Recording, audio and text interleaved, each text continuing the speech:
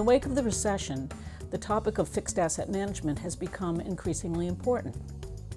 Fixed assets could be property or could be mobile assets such as a fleet of trucks or forklifts or x-ray machines, all the things that a business uses to generate revenue and profit. These are your tangible fixed assets, okay? The other type of asset that we talk about on the balance sheet is called current assets. And those include accounts receivable, money market securities, inventory, things that can quickly be turned into cash in a very short period of time. Fixed assets do not turn into cash typically in a quick period of time. So they're reflected on the balance sheet in terms of their purchase price minus the depreciation that you incur over time. Every year when they do their accounting, they will write off some portion of it. And what that does is it becomes a deduction from the taxable income. So as a result, your tax liability goes down.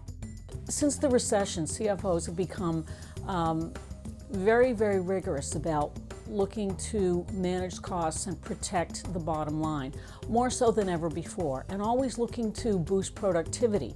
These are the levers you can pull when revenue is flat. That's why it's extremely important to manage your fixed assets very well as get the accounting around those fixed assets perfectly. When you don't have a good handle on your fixed assets, meaning if you don't do a good job of tracking them, managing them, accounting for their depreciation, not only may you result in errors reflected on your financial statements, but you may be paying the IRS too much or too little. You may be paying insurance rates that are too high. Companies have something they call ghost assets, for instance. A ghost asset is something that is listed in your inventory logs, but actually no longer exists.